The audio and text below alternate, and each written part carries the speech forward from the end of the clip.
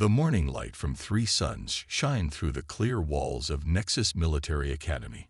Inside Classroom 7A, 20 young beings from different worlds sat at their desks. The room was big and bright with floating screens showing star maps and battle plans. Minji sat in the back corner where the shadows were darker. Her black hair fell over her shoulders as she looked down at her tablet. She never looked up when other students talked. She never raised her hand when the teacher asked questions. To everyone else, she was just another quiet human student. At the front of the room stood Commander Vextery. He was tall with blue skin and 4 strong arms. His people were called Kelthians, and they were known for being smart and powerful. 2 of his arms moved in the air as he talked. The other 2 held teaching tools. Today they were learning about space battles between big ships. Commander Vextery drew lines on the floating screen to show how ships should move during fights. "Who can tell me the best way to attack an enemy fleet that has more ships than you?" Commander Vextery asked the class. Many hands went up quickly. The Xylorian Prince Krethix raised his hand highest. His skin was silver and shiny like metal. "Use energy weapons from long distance. Hit them before they can hit back." "Good answer, Krethix." Commander Vextery nodded with approval. A student from the planet Gorvan spoke next without being asked. She had thick gray skin and sharp teeth. "No, better to attack in groups. Use many small ships to attack one big ship." Commander Vextery looked at both students. Both ideas have value. But remember that humans often make the mistake of thinking too much about old Earth wars. Space fighting is very different. Minji did not look up from her tablet, but her finger stopped moving across the screen. The Kelthian teacher walked between the desks. His 4 arms moved as he talked. "Humans are good at studying. They work hard in class, but their bodies are weak compared to other species. They also think too much about feelings instead of logic." Several alien students laughed quietly. Minji still did not look up. Krethix turned in his seat to look at the human students. "My father says humans are only good for basic jobs on ships. They cannot handle real fighting." More students laughed. Some of them looked at Minji and the other human students sitting near the back. "That is enough, Krethix," Commander Vextery said. But his voice did not sound angry. "However, it is true that humans have not proven themselves in major space battles. Their planet only joined the Galactic Union 50 years ago." Minji finally looked up from her tablet. Her dark eyes moved across the room quickly. She looked at each alien student for just a moment. Then she looked at the battle plans on the floating screen. Her eyes studied every line and number. "Miss Minji," Commander Vextery said suddenly, "you have been very quiet. What do you think about today's lesson?" All eyes in the room turned to look at her. Krethix smiled like he expected her to say something wrong. The Gorvan students leaned forward to hear better. Minji looked straight at Commander Vextery for 3 seconds. Then she looked back down at her tablet. "I understand the lesson, sir. But do you have any thoughts to share with the class?" "No, sir." Commander Vextery waited for more words. When none came, he continued with his lesson. "As I was saying, successful space combat requires quick thinking and strong bodies. Emotions and old thinking can get you killed." While he talked, Minji opened a different file on her tablet. It showed old Earth battles from hundreds of years ago. Pictures of ancient Korean turtle ships appeared on her screen. Then came images of mountain warfare and surprise attacks. She read about generals who won battles against stronger enemies. She studied how small groups defeated large armies by thinking differently. Her finger moved across the screen faster as she read about tactics that no one taught in galactic military schools. The other students listened to Commander Vextery talk about energy shields and space fighter movements. But Minji was learning about something completely different. She was learning about the power of being underestimated. When class ended, students began packing their things and talking loudly. Minji closed her tablet and stood up slowly. She walked toward the door without speaking to anyone. "Hey," Minji called Sora, her roommate from Earth. Sora had short brown hair and always smiled. "Want to study together for tomorrow's test?" Sure, Minji said quietly. As they walked down the long hallway, Sora looked at her friend. You know the answers to his questions. Why don't you ever speak up? Minji was quiet for a long moment. Then she said something that Sora would remember for the rest of her life. Sometimes it is better to let others think you are weak. When the time comes to be strong, they will not be ready. The training grounds of Nexus Military Academy were huge. The floor was made of dark metal that could change shape for different exercises. Tall walls surrounded the area and screens showed the scores of every student during practice fights. Minji stood with her practice weapon in the middle of the training area. Around her, other students prepared for combat simulation. Today they would fight against computer enemies that moved and fought like real aliens. Begin simulation, announced the computer voice. Holographic enemies appeared around Minji. They looked like the devourer race that the academy used for training. These practice enemies had long claws and moved fast across the ground. Minji raised her energy rifle and fired. Her shots hit the targets but not perfectly. She moved carefully around the training area. When enemies got close, she fought them off, but looked like she was struggling. After 10 minutes, the simulation ended. The big screen showed her score, 76 out of 100. Good enough to pass, not good enough to be noticed. Jiho walked over to her after his own simulation. He was tall with messy black hair and always looked worried about something. His score showed 82 out of 100. Minji, what was that? Joe asked quietly. I have seen you practice alone. You move much better than what you just showed. I did fine, Minji said as she put her weapon back on the rack. Fine is not good enough. The instructors think humans are weak. You could show them they are wrong. Minji wiped sweat from her face with a towel. Maybe later. Across the training ground, Prince Krethix finished his simulation with a score of 94. His silver skin glowed as he smiled. The Gorvin twins also scored in the high 80s. They looked at the human students and laughed. Look at the Earth children, one Gorvin said to her sister. They fight like they are afraid. Maybe they should go back to their little planet, the other Gorvin replied. Jiho's face turned red with anger. He started to walk toward them, but Minji grabbed his arm. Let them talk, she said calmly. That evening, Minji went to the empty training room on level 5. This room was smaller and older than the main training grounds. Most students did not know it existed. She turned off the lights and started practicing in the dark. Her movements were completely different from what she showed in class. She moved like water flowing around rocks. Her kicks were fast and sharp like lightning. She practiced fighting styles from old Korea. Her grandmother had taught her these moves when she was young. The kicks and punches had names like Mountain Tiger Strike and Flowing River Block. After an hour of practice, she heard footsteps. Someone was watching her. Interesting techniques, said a deep voice. Minji turned around quickly. Captain Nextol stood in the doorway. He was from the planet Trilax and looked like a large lizard that walked on 2 legs. His eyes were yellow and very intelligent. Captain, I did not know anyone was here. I often walk the halls at night. Old habit from my military days.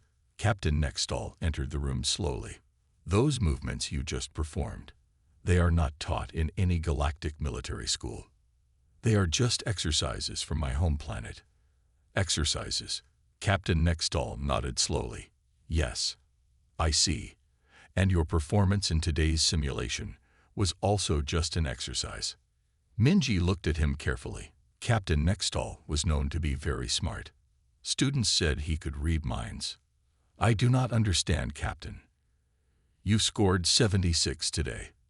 But watching you move just now, I believe you could score much higher if you wanted to. Minji was quiet for a long moment. Why would I want to hide my abilities? Captain Nextol smiled. It was not a friendly smile, but it was not mean either. There is an old saying on my planet. The hunter who roars loudly catches no prey, but the hunter who moves silently catches everything. I have heard something similar, Minji said. From where? An old Earth general named Sun Tzu. He said to appear weak when you are strong. Captain Nextol's yellow eyes grew brighter. Ah, so you do know the old ways. Tell me, young human, what are you preparing for?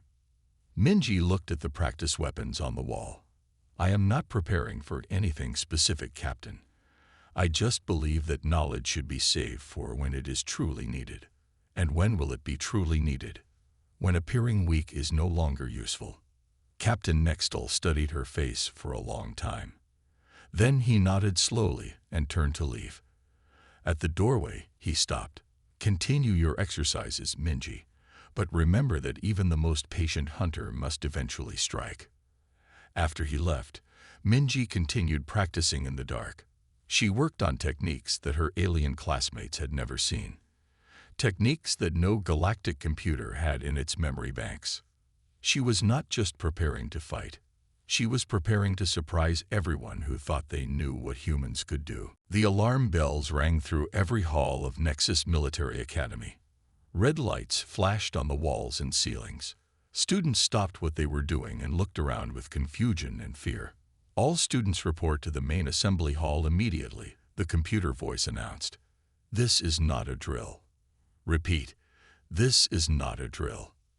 Minji was in the library reading about ancient Earth siege warfare when the alarm started. She closed her book quickly and joined the crowd of students rushing through the corridors. The main assembly hall was enormous. It could hold 3,000 people at once. Today it felt much smaller as hundreds of worried students filled the seats. Minji sat with Sora near the back. Around them, alien students spoke in nervous whispers. Commander Vexteri walked onto the stage with several other high-ranking officers. His forearms moved with tension. Behind him, a large screen showed a star map of the galaxy. Students of Nexus Academy, Commander Vexteri began. His voice was serious and heavy. We have received an emergency transmission from the Outer Rim colony of Thessera Prime. The screen changed to show images of a beautiful planet with blue oceans and green forests. Cities with tall buildings sparkled in the sunlight. Thessera Prime is home to 2 million beings from 12 different species, Commander Vexteri continued. 3 hours ago, they came under attack by an unknown alien force. New images appeared on the screen.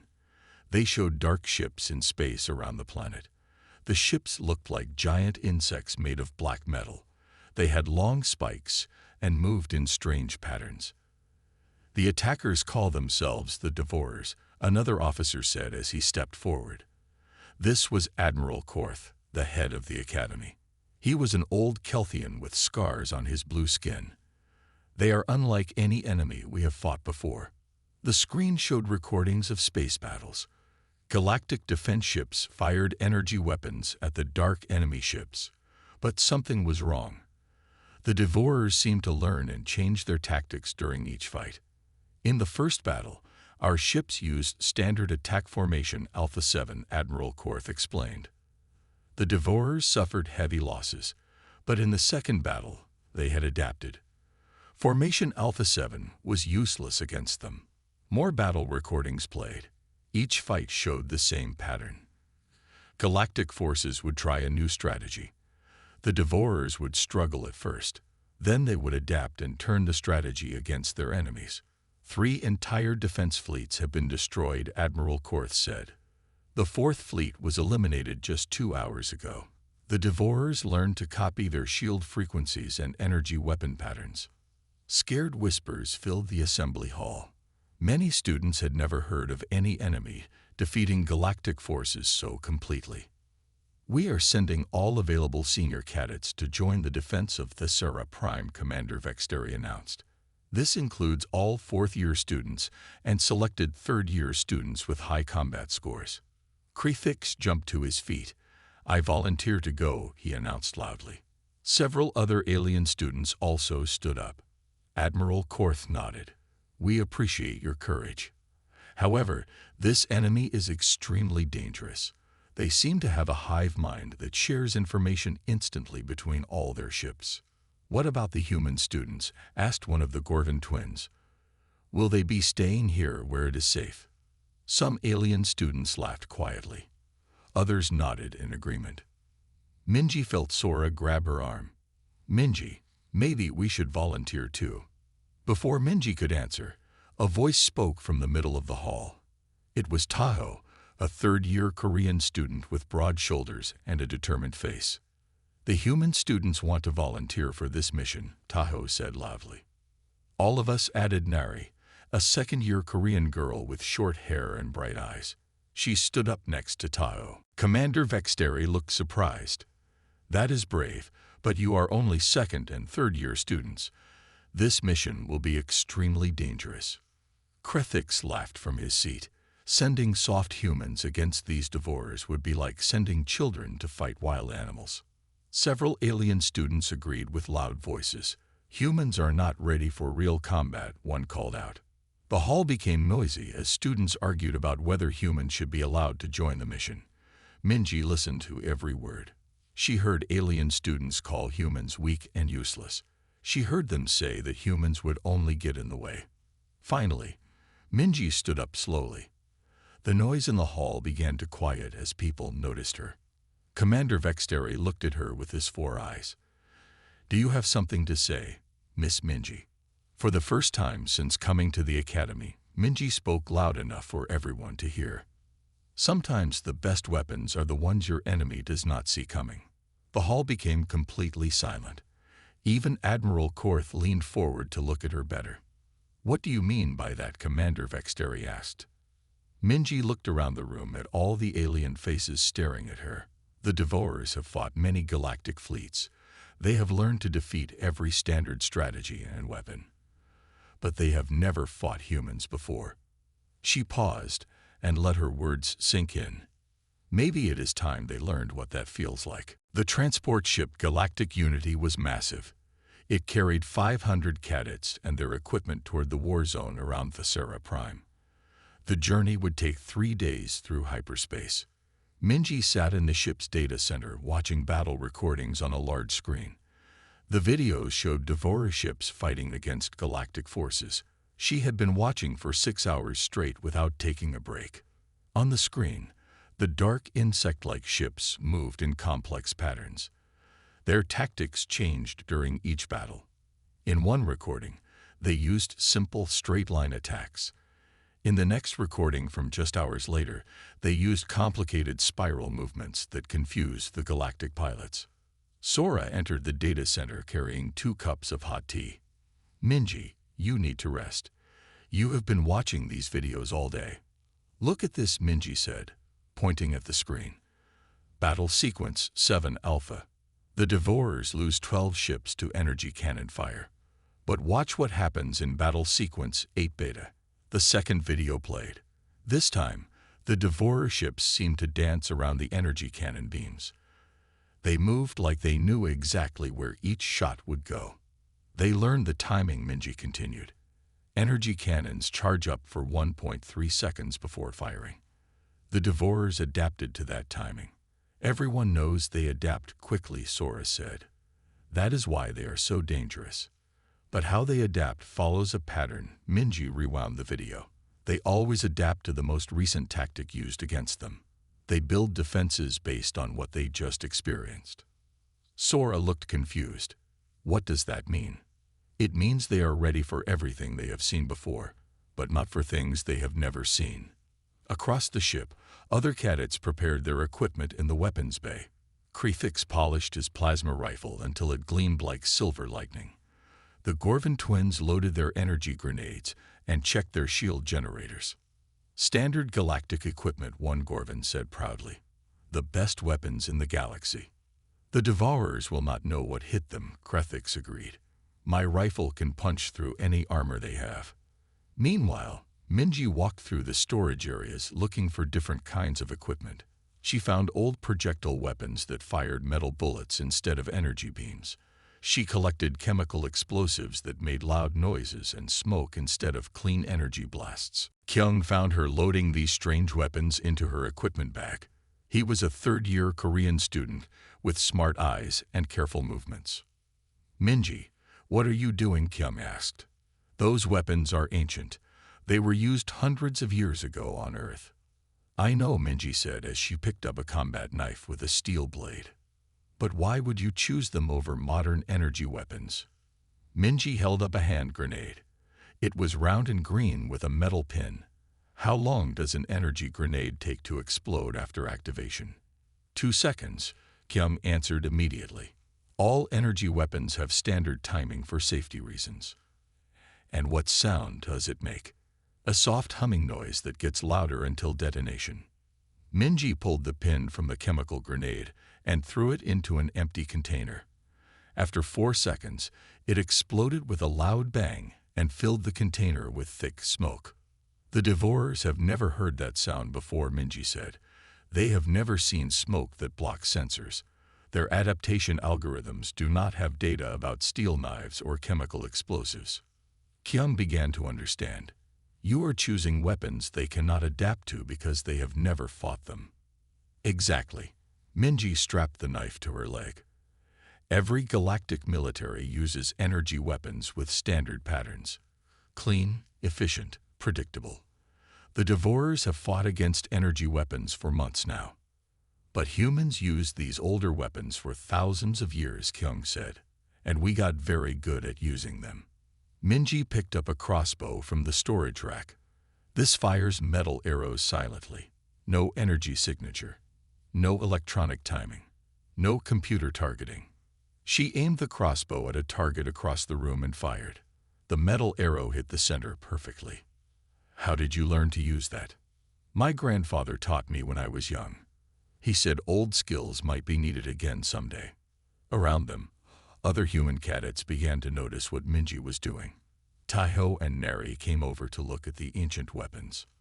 Should we also take these old weapons? Neri asked. Take what feels right to you, Minji said. But remember, we are not trying to fight like galactic soldiers. We are trying to fight like humans. Word spread quickly through the human sections of the ship. Soon, dozens of Korean cadets were learning to use projectile weapons and chemical explosives. They practiced with steel knives and studied old Earth combat manuals. The alien cadets laughed when they saw this. Look at the humans playing with museum pieces, Krethik said to his friends.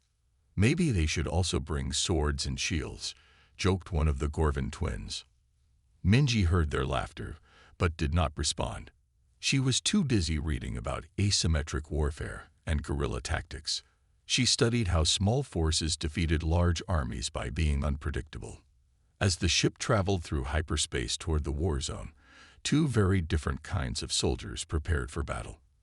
The aliens prepared with the best technology the galaxy could offer. The humans prepared with weapons and tactics that the galaxy had forgotten. Neither group knew that the fate of Thesera Prime would depend on which approach worked better against an enemy that could adapt to anything it had seen before. The transport ship dropped out of hyperspace near Thesera Prime. Through the windows, the cadets could see the beautiful blue planet surrounded by dark enemy ships. The Devourer fleet looked like a swarm of giant metal insects floating in space. Admiral Korth's voice came through the ship's speakers. All combat teams prepare for deployment. We will establish a defensive perimeter on the planet's surface while the main fleet engages the enemy in space. Minji checked her equipment one last time. She had her projectile rifle, chemical grenades, and steel knife. Around her, the other human cadets prepared their old Earth weapons. They looked nervous but determined. The alien cadets gathered near the main deployment bay. Krethix held his shining plasma rifle with confidence. We will show these Devourers the power of galactic military training, he announced. Formation Delta 9 will crush them, added one of the Gorvin twins. It has never failed in combat simulations. 20 minutes later, the first wave of cadets landed on Thesera Prime's surface. The planet's outer defensive ring was already under attack. Explosions lit up the sky as Devourer ships fired strange weapons that crackled with dark energy. Commander Yextol led the cadet forces from a hilltop position. He was a veteran Trilaxian officer with years of combat experience. First Squad, advance in Formation Delta 9. Second Squad, provide covering fire with energy weapons. The cadets moved forward in perfect formation. Krethix and the alien students advanced with their plasma rifles ready. Their movements were exactly like they had practiced at the academy. The Devourers responded immediately. Their ground forces moved like liquid metal flowing across the battlefield. At first, they seemed confused by the galactic formation. Several Devourer units were destroyed by precise energy weapon fire. "Excellent work," Commander Yextol called out. "Maintain formation and advance." But something changed during the second wave of attacks. The Devourers began moving differently. They spread out to avoid the formation's concentrated fire. They started attacking from angles that the formation could not cover. "They are adapting," Krethix said with worry in his voice. "How are they learning so fast?" By the third wave, the Devourers had completely countered formation Delta 9. They moved around the sides and attacked from behind. Several alien cadets were hit by the dark energy weapons and fell to the ground. "Fall back to position 2, Commander Yextol ordered. The retreat became a disaster. Half of the first squad was wounded or unconscious. The Gorvin twins had to carry injured classmates. Krethix's perfect silver skin was burned by enemy fire. "This is impossible," he gasped as medics treated his wounds. "They learned our tactics in minutes." Commander Yextol tried formation Gamma 3 next. The same thing happened. The Devourers struggled at first, then adapted completely. More cadets were injured. "All units fall back to the defensive line," Commander Yextol commanded. His voice sounded desperate. As the main force retreated, Minji gathered 5 volunteers around her. Sora was there, along with Do-Yun, a quiet Korean student who was good with explosives. To everyone's surprise, Krethix also joined them. His royal pride was gone, replaced by curiosity about human tactics. "What is your plan?" Krethix asked. "No plan," Minji said as she loaded her projectile rifle. "That is the point." She led the small group away from the main force. Instead of advancing in formation, they moved like shadows across the rocky terrain. They used the planet's natural caves and hills to hide their movements. When they found a group of Devourer units, Minji did not attack directly. Instead, she threw a chemical smoke grenade behind the enemy position. The thick, gray smoke confused the Devourers because their sensors had never encountered it before. While the enemies tried to adapt to the smoke, Do-Yun attacked from a completely different direction, using steel arrows fired from a crossbow. The silent weapons gave no warning and left no energy signature. "This is working," Sora whispered as they watched the Devourers struggle to understand what was happening. Minji's group struck 5 more times using different methods each time. They used hit-and-run tactics from ancient Korean mountain warfare. They attacked, disappeared, and attacked again from unexpected directions. The Devourers could not adapt because there was no pattern to learn. Each attack was completely different from the last one. "They fight like ghosts," Krethix said with amazement. "No formation. No standard tactics. How do they coordinate without orders?" "We do not coordinate," Minji explained. "We improvise. Each person reacts to what they see in the moment." After 2 hours of guerrilla attacks, Minji's small group had destroyed more Devourer units than the entire main force.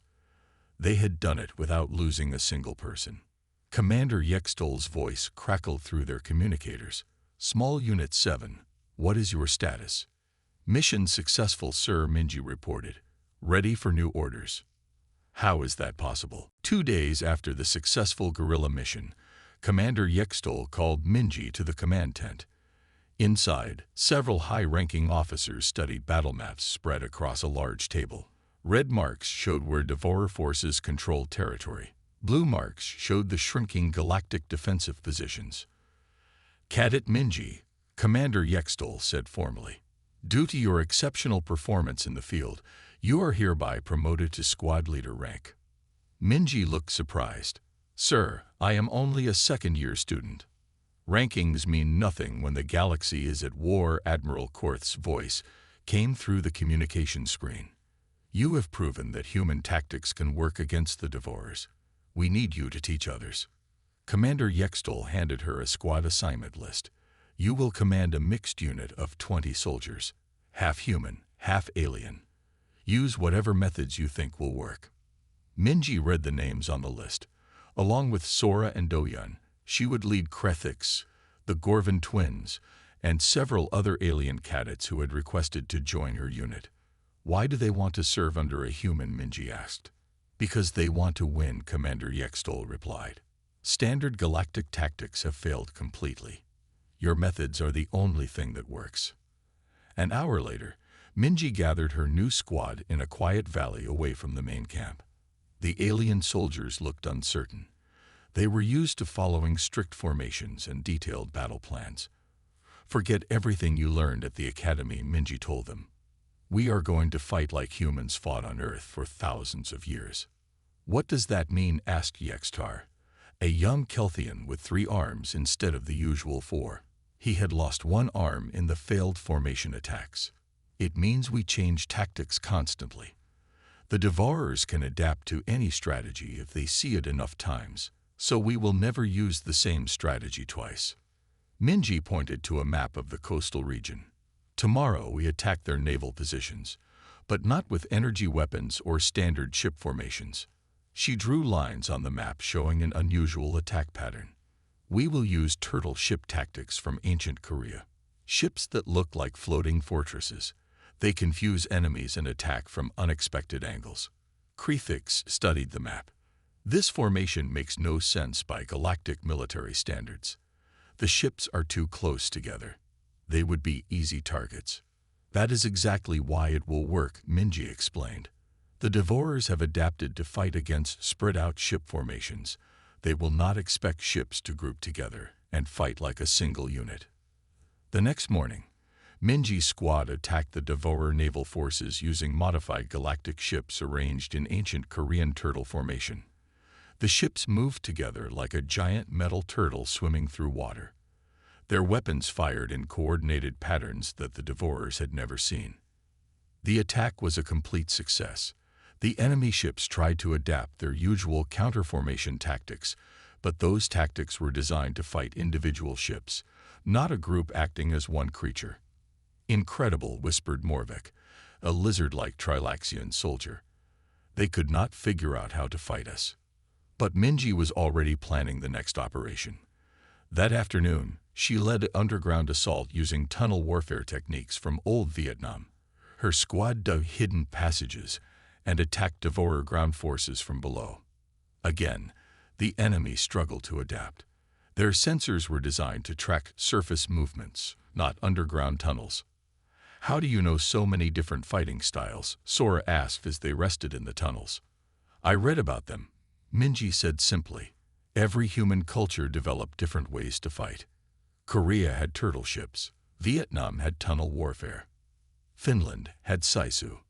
What is Saisu? Krethix asked. Mental strength that never gives up, even when everything seems hopeless.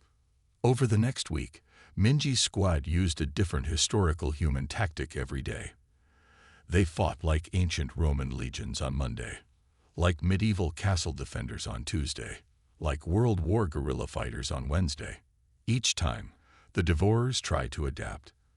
But by the time they learned to counter one tactic, Minji's squad was already using a completely different approach from a different era of human history. The alien soldiers in her squad began to understand something important. Human warfare was not about having the best weapons or the strongest bodies. It was about being able to change and adapt faster than the enemy. Your species has thousands of years of war experience, Yextar said with respect. You learned to fight in every possible environment against every possible enemy. And now we fight against an impossible enemy, Minji replied. But impossible just means we have not found the right tactics yet. The war had been going on for 2 weeks now. Minji's squad had won 12 separate battles using different human tactics each time. But the Devourers were starting to learn something new. They were beginning to adapt not to specific tactics, but to the idea of constant change itself. Commander Yextol called all squad leaders to an emergency meeting. The holographic display showed that Devourer forces now controlled 60% of Thessera Prime. Their dark ships filled the sky like storm clouds. The enemy is evolving their approach, Commander Yextol announced. They are no longer trying to counter specific tactics. Instead, they are developing responses to unpredictability itself. Admiral Korth's face appeared on the main screen. He looked tired and worried. Squad Leader Minji, your methods have been our only success, but our scouts report that the Devourers are now attacking with random patterns to match your random tactics. Minji studied the battle reports carefully. The Admiral was right. The latest Devourer attacks showed no clear pattern. They seemed to be copying human unpredictability. They are learning to think like us, she said quietly. What does that mean for our strategy? Asked Captain Nextall. Minji was quiet for a long moment. Around the table, experienced officers waited for her answer. Finally, she looked up from the reports. It means we stop fighting like soldiers and start fighting like humans. I do not understand the difference, Commander Yextal said. Soldiers follow tactics and strategy, Minji explained.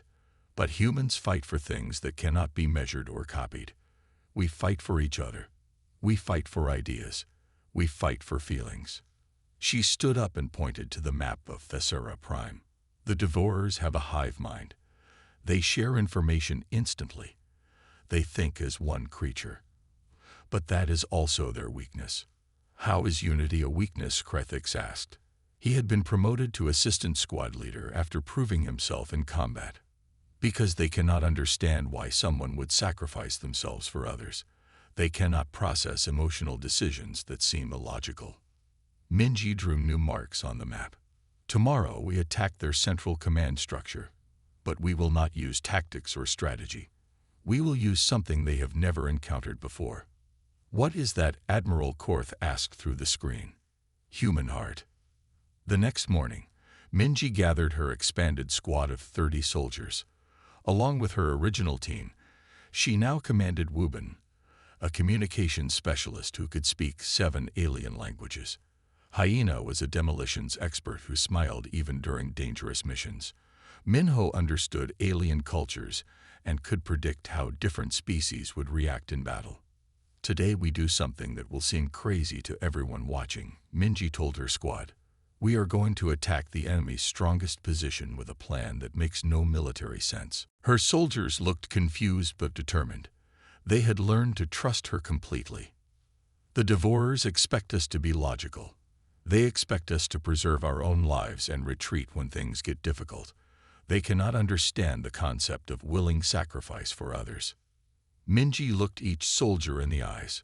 Some of us might not come back from this mission. Anyone who wants to leave should leave now. No one moved. Why are we staying? She asked them. Because you are our leader, Yextar said. Where you go, we follow. Because we trust each other, added Sora. Because fighting together is better than living apart, Krethix said, surprising everyone with his emotional words. Those feelings you just expressed, Minji said. Those are our real weapons. The Devourers cannot adapt to loyalty, trust, and brotherhood because those things are not logical. They are human. The attack began at sunset. Minji's squad advanced directly toward the largest Devourer fortress. They did not sneak or use clever tactics. They walked straight toward the enemy while singing old Korean songs. The Devourers detected them immediately and prepared defenses. But something strange happened. Instead of retreating when the first soldiers were hit by enemy fire, the squad kept advancing while carrying their wounded friends. When Hyena was injured by a dark energy beam, 3 soldiers stopped to help her even though it put them in more danger. When Mubin's communication equipment was destroyed, the entire squad slowed down to stay together as a group. The Devourer computers could not process these decisions. Why would soldiers risk their lives for wounded teammates? Why would they advance into certain death? Why would they sing songs during battle? Their behavior patterns do not compute. The Devourer hive mind transmitted to its units. Emotional responses interfering with tactical analysis. As Minji's squad got closer to the fortress, something unprecedented happened.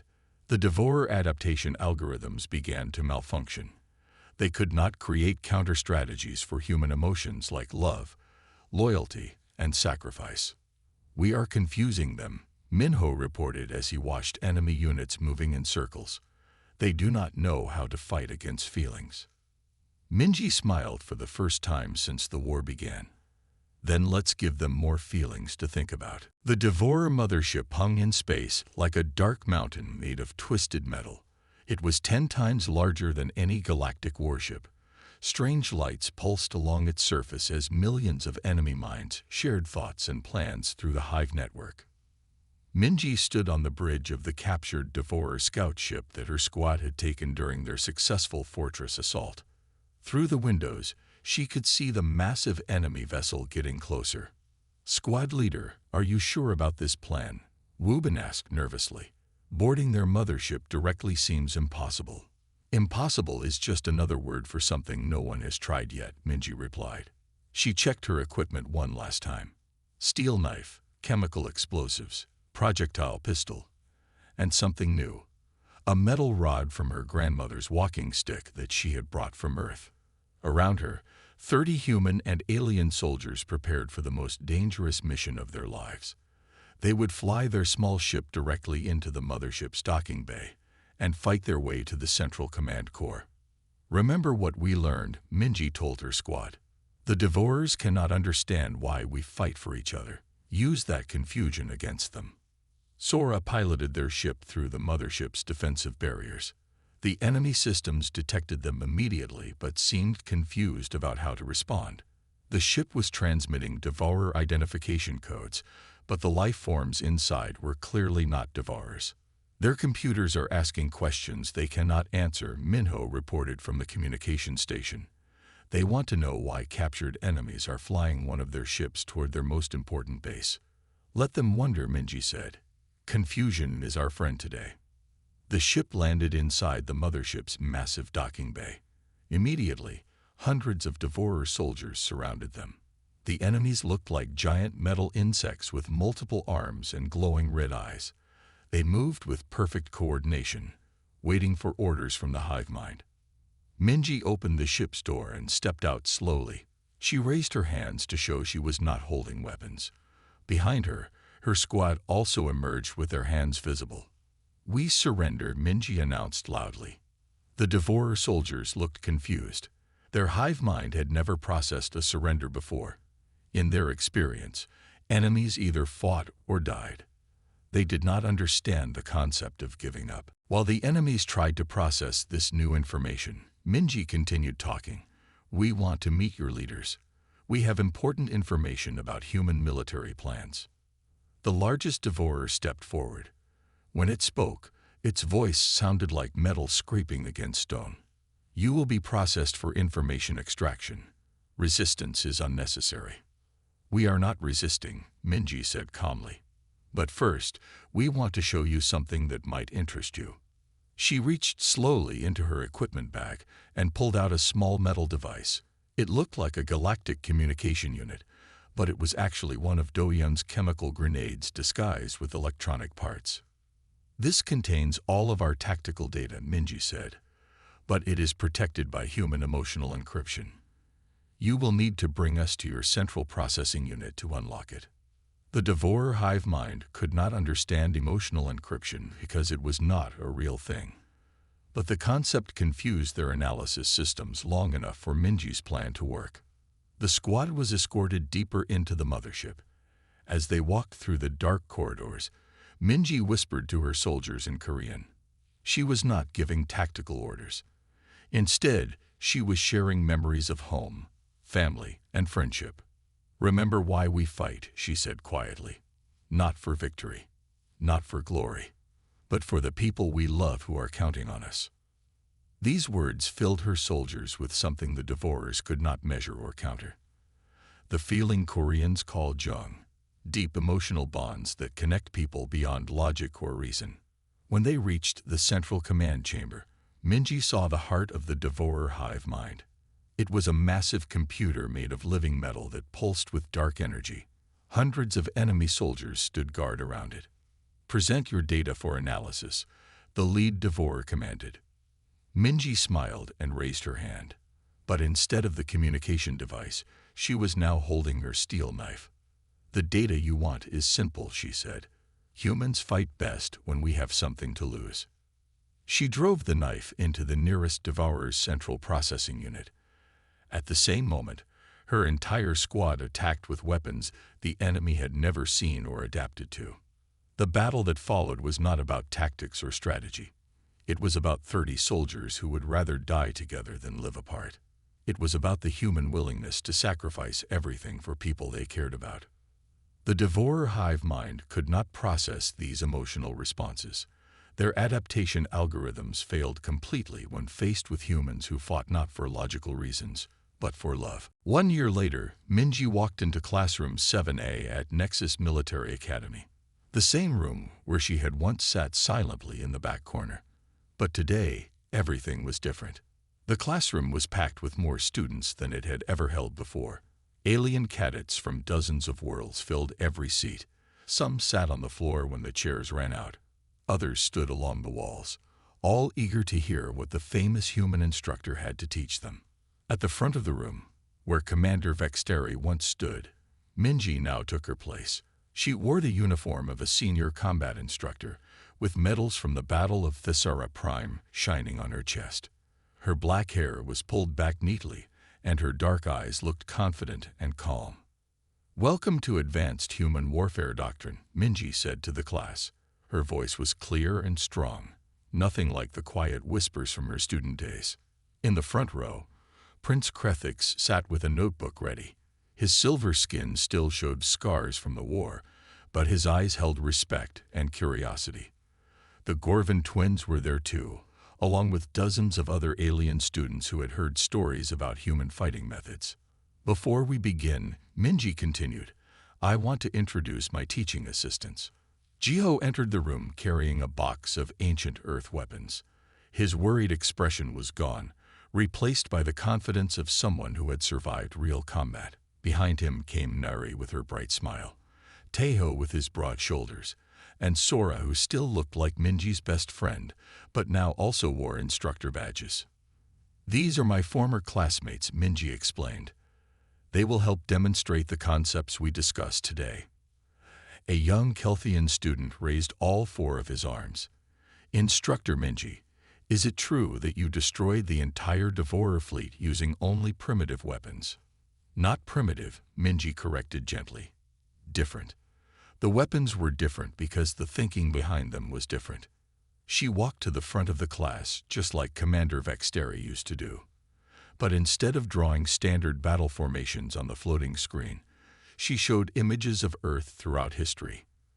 For thousands of years, humans fought each other in every environment on our planet. We learned to fight in mountains, deserts, forests, and oceans. We fought in hot weather and cold weather. We fought during the day and during the night. The images showed ancient Korean warriors, Vietnamese tunnel fighters, Finnish winter soldiers, and many others. Each time we fought, we had to adapt to new enemies and new situations. We could not rely on the same tactics because our enemies would learn to counter them. A Trilaxian student spoke up. "But how does that help against an enemy like the Devourers who can adapt to anything?" Minji smiled. "That is exactly the right question. The Devourers could adapt to any single strategy, but they could not adapt to a species that changes strategies faster than they can learn." She activated a recording of the final battle against the Devourer mothership. The alien students watched in amazement as they saw humans fighting with emotional intensity rather than cold logic. The Devourers had a hive mind that shared all information instantly, Minji explained. But that was also their weakness. They could not understand why individual humans would sacrifice themselves for others. They could not process decisions based on love, loyalty, and friendship. An older Xylorian cadet raised his hand. "Are you saying that emotions are better than logic in warfare?" "I am saying that humans fight best when we have something worth fighting for," Minji replied. "Logic tells you when to retreat. Emotion tells you when to keep fighting even when logic says you should give up." She looked around the room at all the alien faces watching her with attention and respect. It was so different from her days as the silent student in the back row. "The most important lesson about human warfare is this," Minji said. "We do not raise our hands in class because we are too busy studying how to raise them in combat. And when we finally do raise them, we are holding something that can save worlds." The class ended with thunderous applause. As students began leaving, many approached Minji with more questions. She answered each one patiently, sharing knowledge that had once been secret. That evening, Minji received a message to record a lecture for the Galactic Military Archive. It would be broadcast to every military academy in the galaxy. Standing in front of the recording equipment, she thought about her journey from silent student to respected teacher. She thought about all the alien classmates who had once laughed at human weaknesses. To all species considering cooperation with human forces, she began her broadcast. Remember this. We are not the strongest species in the galaxy. We are not the smartest. We are not the most advanced. She paused and looked directly into the camera. But we are the most unpredictable. And in a galaxy full of enemies who can adapt to anything they have seen before, unpredictability might be the most valuable weapon of all. As the recording ended, Minji realized that her grandmother had been right all those years ago. Old skills would be needed again someday. And when that day came, humanity was ready.